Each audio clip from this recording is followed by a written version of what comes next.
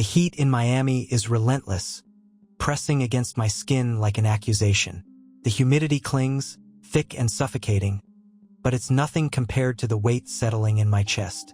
Lucas Vega, rookie cop, idealist, problem I never expected to have. I've always been careful, calculated. The code of Harry is my shield, my guiding principle, my purpose. Kill only those who deserve it. Monsters, predators, those who slip through the cracks of justice. But Lucas Vega isn't a monster. He's just a cop who got too close. Too damn close. It started as a minor irritation. A few too many questions about cold cases. A mind too sharp for its own good. First, I thought I could steer him away. Misdirection is my specialty, after all.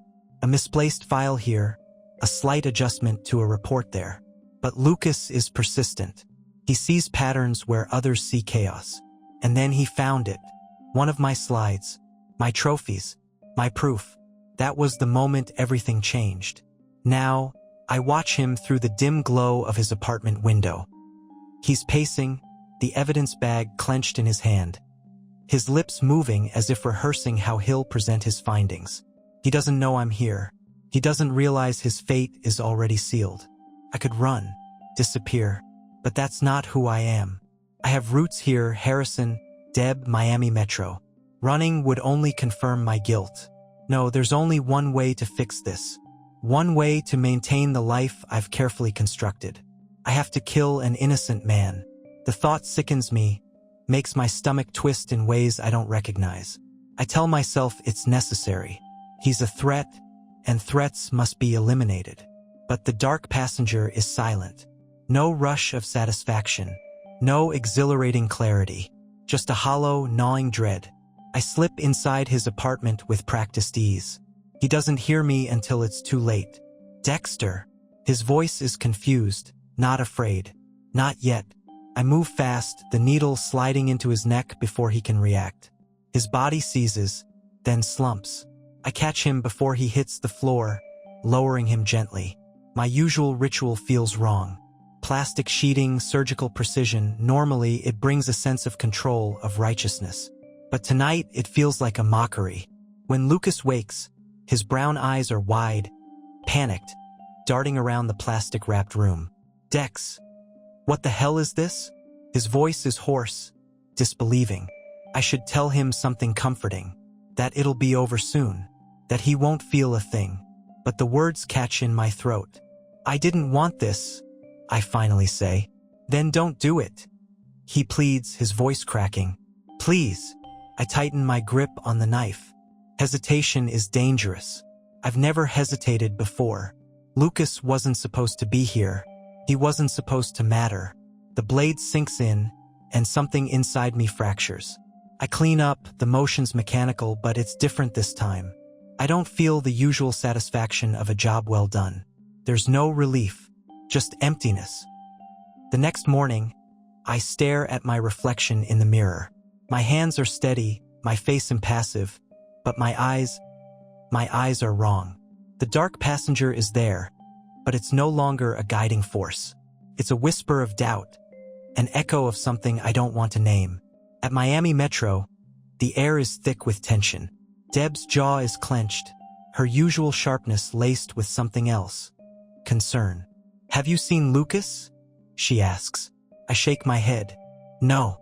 Why? He didn't show up for his shift. No calls, no texts. It's not like him. I force a frown. Weird. She studies me, her blue eyes narrowing. Yeah, weird. The investigation begins. Lucas' disappearance is noticed. Deb is relentless, her instincts screaming that something is off. And for the first time in my life, I start making mistakes. Sloppy errors. Hesitations. Because this time, I can't justify what I've done. I killed an innocent man, and I don't know if I can live with that. The walls are closing in. I can feel it in the way Deb's gaze lingers on me a second too long, in the hushed conversations at Miami Metro, in the way Batista furrows his brow whenever Lucas Vega's name is mentioned. They're looking for him. Of course they are. He was one of them, young, ambitious, a cop with a future. Not like the others I've taken. Not like the monsters who deserved it. I tell myself this will pass. People disappear all the time in Miami. The ocean swallows secrets. But Lucas wasn't some nameless lowlife. He was a cop, one of us, and I made him disappear. That night, I returned to the scene of the crime, not Lucas' apartment, but the place where I disposed of him. The Gulf Stream is unforgiving, a vast and hungry abyss. I chose a spot I knew well, weighted his body carefully, let the current do the rest. No body, no crime, but doubt gnaws at me like a starving thing. I replay every step in my mind, searching for a mistake. The plastic sheeting, the cleanup, the disposal, my methods are flawless. They always have been. But then I see it. A ghost of a memory. A detail I missed in the fog of guilt. His phone. I took it, intending to destroy it. But in my haze of self-loathing, I left it in my car's glove compartment. A rookie mistake. One Lucas himself might have pointed out if he were still breathing. Now it sits there, a silent accusation, a digital specter waiting to be uncovered. I retrieve it under the cover of night, slipping gloves on before powering it up. The screen flickers to life. A missed call from Deb, a text from Batista, and then the one that freezes my blood. Lucas, I found something. Meet me first thing. This is huge. Sent to Deb, hours before I silenced him forever. I delete it, but the damage is already done. If Deb saw it, if she remembers it, I can't think about that now. The next morning at Miami Metro, the tension has thickened. A suffocating fog that wraps around me, squeezes my ribs. Deb is on edge, her foot tapping against the tile, her fingers drumming against her desk. Something isn't right, she mutters, more to herself than anyone else, but I catch it. I force myself to look up from my paperwork. What do you mean? She exhales sharply, running a hand through her hair. Lucas wouldn't just disappear. He was on to something. He sent me a message before he vanished. Said he'd found something huge. A chill rolls down my spine, slow and deliberate. Did you see what it was? She shakes her head. No, the message is gone. Maybe he deleted it himself, maybe someone else did. But my gut is screaming at me, Dex. Something bad happened to him. I nod, keeping my expression neutral. Could be he got spooked. Maybe he's just laying low. Deb's eyes narrow. No, that's not him. He wouldn't just vanish without telling me. She's relentless. She always has been. It's one of the things I love about her, and one of the things that can destroy me. The next few days are a blur of mounting pressure. Deb pushes harder, demanding answers. Batista files a missing persons report. Quinn starts digging into Lucas' last known whereabouts. Every step they take tightens the noose around my neck. And then the first rail crack appears. A fisherman finds something washed up along the shore. Not a body, thank God. Not a body. But something almost as damning. A shoe. Lucas' shoe. It's enough to shift the investigation into high gear. Theories swirl, foul play, abduction, an off-the-books investigation gone wrong. But the one that terrifies me most is the one Deb refuses to speak aloud. Murder. I try to stay ahead of them, to anticipate their next moves, but my mind is betraying me. The dark passenger, once my constant companion, is silent. No guidance, no clarity, just a void, a chasm of doubt that threatens to swallow me whole. And then, a new nightmare emerges. Deb comes to me late one night, her face pale, her hands shaking as she holds out a folder. This was in Lucas' desk, she says, her voice dangerously low. I pulled it before anyone else saw it. I take the folder, my pulse hammering in my ears. Inside, I find photographs, crime scene photos, old cases, cases that should have been forgotten, cases I was responsible for, and beneath them, notes, connections. Lucas had been piecing it together, thread by thread, pulling at the edges of a truth no one else had dared to see. I closed the folder, forcing my hands to stay steady. Deb, she swallows hard. Tell me it's a coincidence. Tell me Lucas was wrong. I open my mouth, but the words don't come. Because I know. She knows. And I don't know how much longer I can keep the truth from unraveling completely. The folder weighs more than it should in my hands. It's not just paper and ink. It's the foundation of my carefully constructed life, now riddled with cracks. Deb watches me, her pulse visible in the hollow of her throat, her hands clenched into fists like she's bracing for a truth she already knows. Lucas Vega. His ghost is everywhere now, whispering in the edges of my mind, haunting the spaces between my thoughts. I should have let him be, should have found another way. But there's no room for should-haves in my world, only what is and what must be done to survive. I force myself to meet Deb's gaze. What are you saying? My voice is steady, but I can see it in her face. She hears the lie beneath the surface. I don't know, she admits, and that terrifies me more than an accusation. But I can't shake the feeling that Lucas was onto something big, and now he's gone, and I'm standing here with this. She gestures to the folder like it's a loaded gun.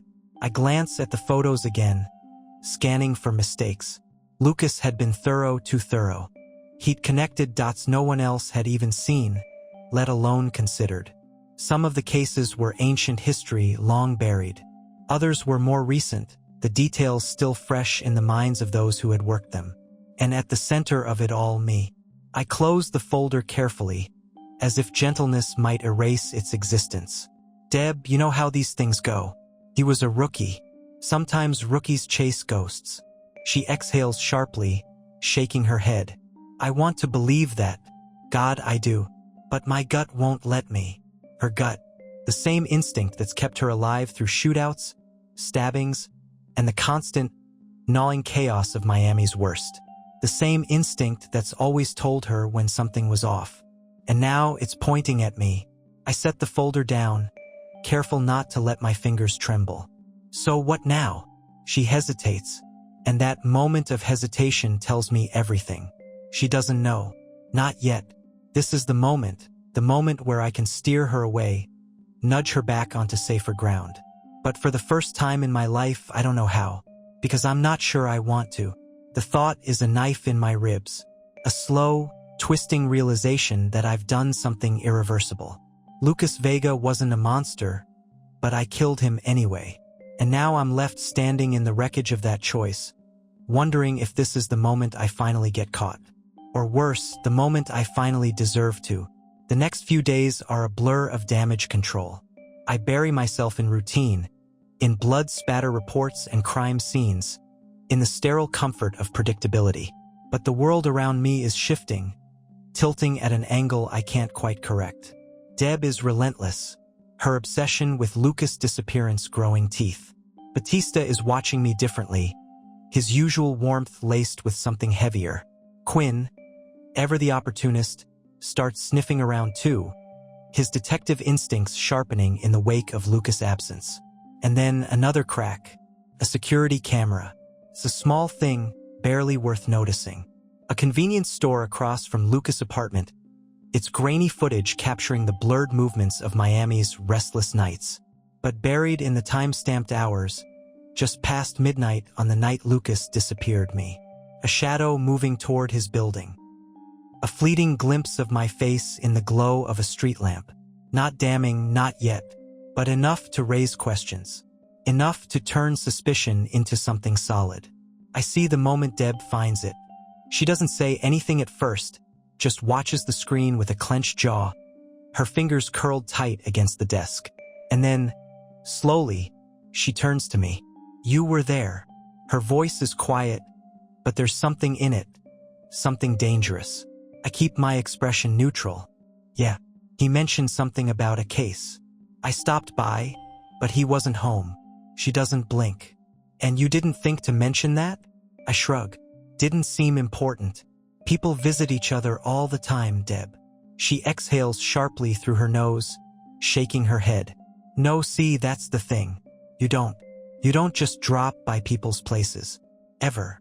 A silence stretches between us, thick and suffocating.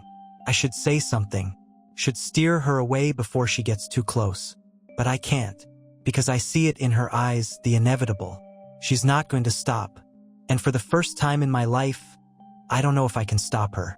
That night, I sit in my apartment, staring at the blood slide I almost lost. The one Lucas found. The one that started all of this. It feels different in my hands now, the weight of it unfamiliar. It used to be a trophy, a reminder that justice had been served. Now it's evidence, and I don't know what to do with that. The dark passenger is silent. No whispers of clarity. No cold, guiding hand. Just empty, suffocating quiet. I close my eyes and see Lucas' face. I open them and see Deb's. And for the first time, I wonder if this is how it ends. The fluorescent hum of Miami Metro's bullpen is usually just background noise, but today it's a storm brewing in real time. Deb moves through the office like a razor-edged specter, her eyes hollowed by sleepless nights and the slow, unrelenting weight of suspicion. She doesn't look at me the way she used to, not with the blind trust of a sister who would go to war for me without hesitation. Now, there's something different in her gaze, a question she's too afraid to ask out loud. I sit at my desk, flipping through a blood-spatter report I'm not really reading, the words blending into meaningless ink. Across the room, Batista and Quinn are deep in conversation. Their voices low, their expressions drawn tight. The subject?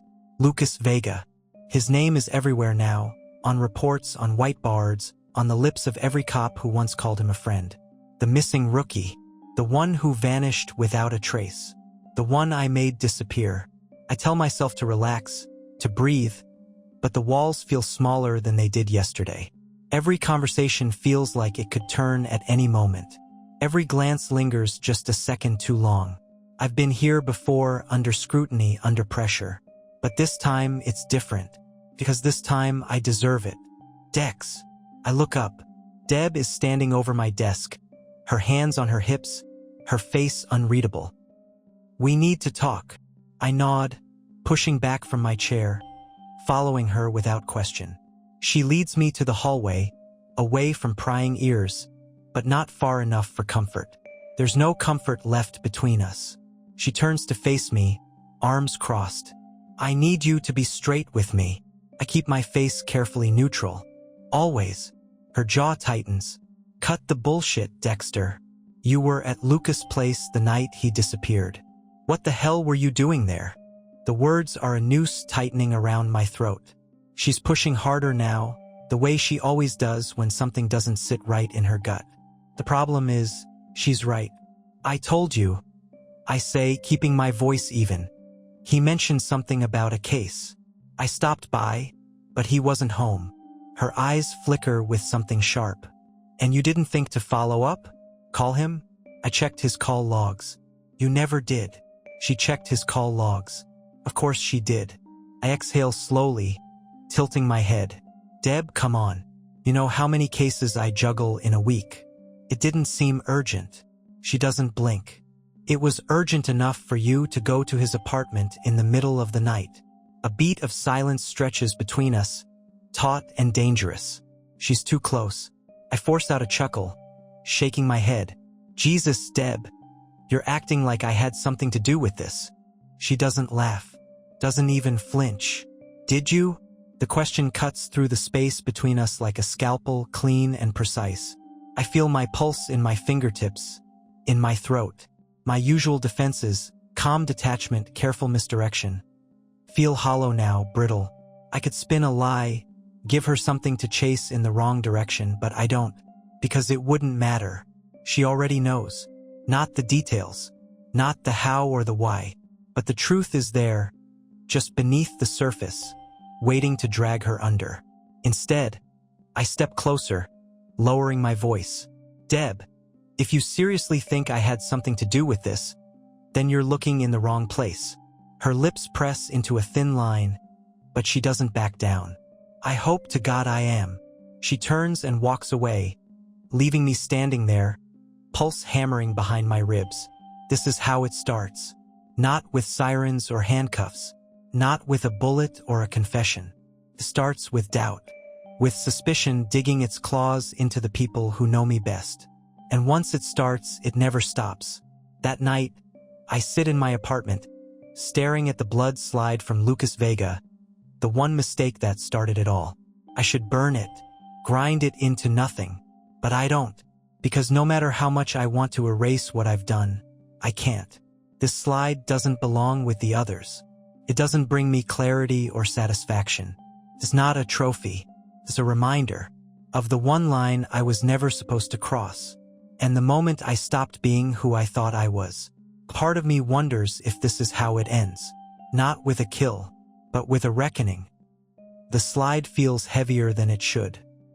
It rests between my fingers, thin and fragile.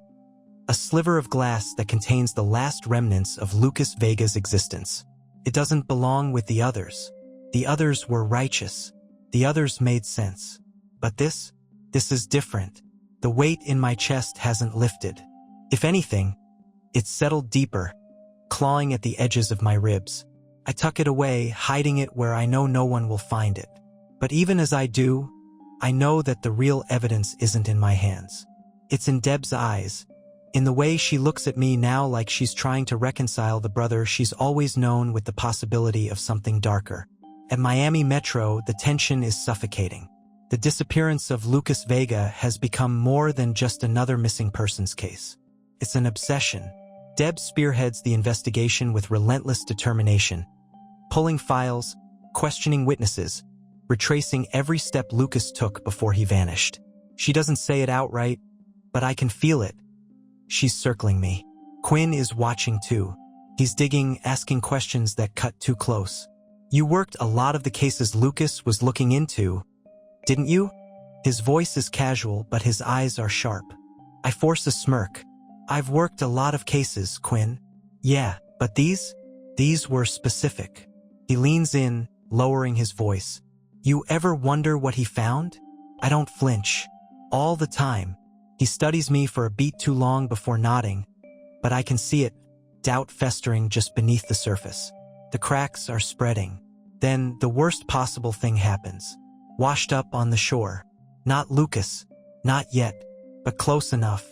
A decomposed corpse, unrecognizable at first, found tangled in seaweed and sand. The Gulf Stream should have taken him, but the ocean is fickle, coughing up secrets when you least expect it.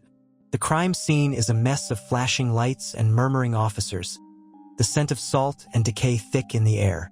I stand with the rest of them, watching as the forensic team works, as Masuka mutters to himself about decomposition rates and water exposure.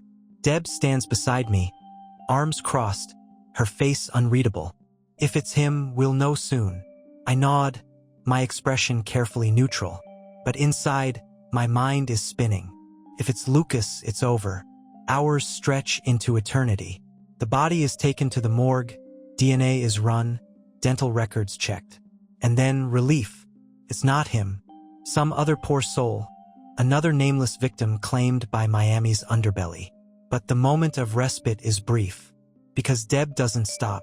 If anything, she pushes harder, convinced now more than ever that Lucas' body is out there, waiting to be found. And I can't shake the feeling that she's right. I return to the site where I disposed of him, staring out at the dark expanse of water, the waves lapping against the shore like whispers of accusation. I was careful. I weighted him properly, but doubt gnaws at me. What if I wasn't careful enough? What if he comes back? At work, the pressure mounts. Deb pulls me into the conference room one evening, slamming a file onto the table between us. Tell me what you think of this. I open it, scanning the contents. Crime scene photos, notes, details about Lucas' movements. And then, at the bottom, a single sheet of paper. A list of names. Names of people I've killed. Not all of them, but enough. Enough to terrify me. I lift my gaze to meet hers. She's watching me, waiting. Where did you get this? I ask, keeping my voice even. Lucas compiled it, she says, before he disappeared. He was onto something, Dex. I close the file and lean back in my chair. Deb, do you hear yourself? This is conspiracy theory bullshit. She exhales sharply, frustration flickering across her face.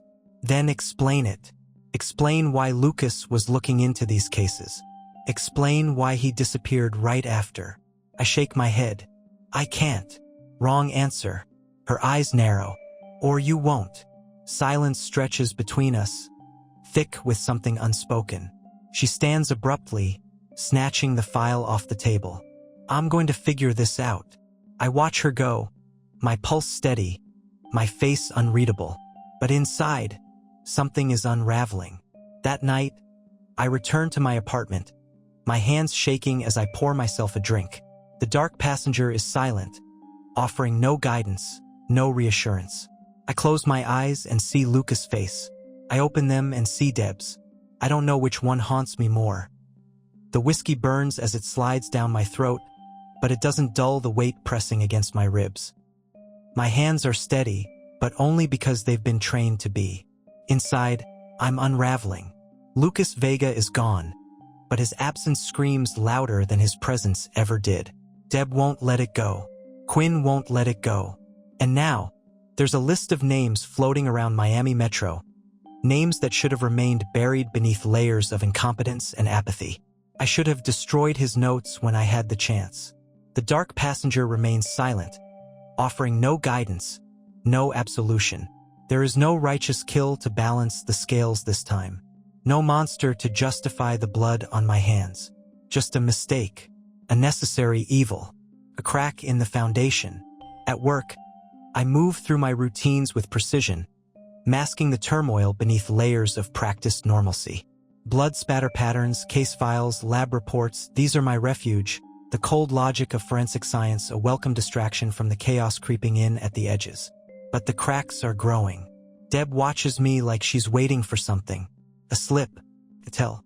And the worst part is, I think she already sees it. Then, the news I've been dreading.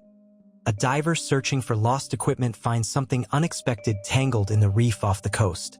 Not a body, yet, but a piece of fabric, dark and waterlogged, wedged between coral. A preliminary analysis suggests it could be part of a uniform. Lucas' uniform. The discovery ignites a firestorm at Miami Metro. The search is intensified. The dive team is called in. And now, the waters I once trusted to keep my secret are being dredged inch by inch. I feel the walls closing in. That night, I return to the shore, standing at the edge of the water, watching the waves roll in and out like the slow inhale and exhale of some ancient, indifferent force. The ocean doesn't care about my sins. It only cares about what it chooses to keep, and what it chooses to return. I should leave, disappear before the body resurfaces, before the evidence I thought was lost comes back to haunt me. But I can't. Not yet. Harrison, Deb, Miami Metro, the life I built here, the fragile illusion of normalcy. It's all still tethered to me. But for how much longer? The next day, the dive team finds something. Not a body. Not yet. But a belt. Police issued. The initials LV faintly etched on the inside. Lucas. Deb is the first to hold it, her fingers tracing the worn leather with the kind of reverence reserved for the dead. Her jaw tightens, her throat working around words she doesn't say. But I see it in her eyes. She knows, or at least she's close enough. I force a reaction, a carefully calculated mix of surprise and concern. Jesus! She doesn't respond, just stares at the belt like it's the last piece of a puzzle she doesn't want to solve. That night, she shows up at my apartment unannounced. There's something different about her. A weight in her shoulders, a hesitation in her stance. She doesn't sit, doesn't ask for a drink. Just stands in my living room, arms crossed, eyes dark with something dangerous. Tell me the truth, Dexter. The words hang between us, heavy and unavoidable. I tilt my head, offering a careful frown. About what? She exhales sharply, shaking her head. I can't. She stops, pressing her fingers to her temples like she's trying to hold herself together. I keep going over it, over and over, and nothing makes sense. Lucas was looking into something. He found something, and now he's gone. I say nothing. She looks up, her eyes locking onto mine. And you were the last person to see him. I let out a slow breath, measuring my next words carefully. That's not true, isn't it? Her voice cracks, just a little, because I checked Dex. I checked the security footage. I checked the logs. No one else visited him that night. Her breath hitches, just for a second. Except you. The silence stretches too long. Then she does something I don't expect. She steps closer, lowering her voice to something raw, something vulnerable. If you tell me right now that you had nothing to do with this, I'll believe you. The lie is right there, ready, practiced, but she's looking at me like she already knows. And for the first time, I wonder if lying will make it worse. If lying will break something that can't be fixed. The dark passenger stirs, but not with clarity, just with the echo of all the mistakes that led me here. I open my mouth, and I don't know what I'm about to say. Deborah's eyes bore into me, raw and desperate, demanding something I can't give. The truth, the lie. Either one will change everything. I can feel the moment teetering on a knife's edge, a breath away from shattering the fragile illusion I've clung to my entire life. The words don't come. For the first time in my existence, my mind, so adept at constructing falsehoods, at spinning careful webs of deception, goes blank. Because this isn't just anyone standing in front of me. This is Deb, my sister, the only person who has ever truly seen me, even when she didn't know what she was looking at. And if I lie now, if I give her the easy out she's begging for, I know it won't be enough. Not this time. She exhales sharply, shaking her head, stepping back as if putting distance between us might make the truth less suffocating. Jesus Christ, Dexter, she whispers, her voice barely audible over the pounding in my ears. You did it. You fucking did it. I open my mouth, but nothing comes out. Her face twists, something breaking behind her eyes. Say something. What is there to say? That I didn't have a choice? That Lucas Vega was a mistake I couldn't afford to make? That every fiber of my being screams that I did something unforgivable? But I don't say any of that, because none of it matters. What matters is that Deb knows. She stares at me, waiting, hoping, praying, that I'll give her a reason to doubt herself. That I'll spin one of my effortless lies, the kind she's always seen through but never questioned. Because I was Dexter, her brother, the one constant in her life. But I can't. She lets out a shaky breath. I need to think. She turns, moving toward the door in quick, uneven steps. Panic flares in my chest. Sharp, unfamiliar. She's leaving. She's gonna walk out that door, and when she does, I don't know if she'll ever come back. I could stop her. I could say something, anything to reel her back in. But the words feel foreign in my mouth. The door swings open. She hesitates just for a second. Then she's gone. And I'm alone. The silence that follows is deafening. For the first time in my life, I don't know what happens next. I sink onto the couch, my hands clasped together, staring at the floor like it holds the answers I can't find in my own mind. The dark passenger is silent. No guidance. No cold certainty. Just the echo of Deb's voice, the horror in her eyes, the sound of the door closing behind her. She knows. Not everything. Not yet. But enough. Enough to destroy me. I should run. Disappear before the noose tightens any further. I've done it before. I could do it again. But something keeps me rooted to the spot. Something heavier than fear. Something I don't want to name. Guilt. It's foreign, unwelcome, but undeniable. Lucas Vega was an innocent man, and I killed him. I can justify it all I want. Self-preservation, necessity, the need to protect my secret. But none of it changes the reality. I broke the code, and now I'm paying the price. The next day at Miami Metro, the tension is suffocating. Deb isn't in the office, which only makes it worse. Quinn and Batista are deep in conversation, their eyes flicking to me when they think I'm not looking. The dive team is still searching, combing the waters for something I prayed would never resurface. I move through my routines with mechanical precision, but I feel it, that slow, inevitable unraveling. I've always been in control, always been careful, but this time I slipped.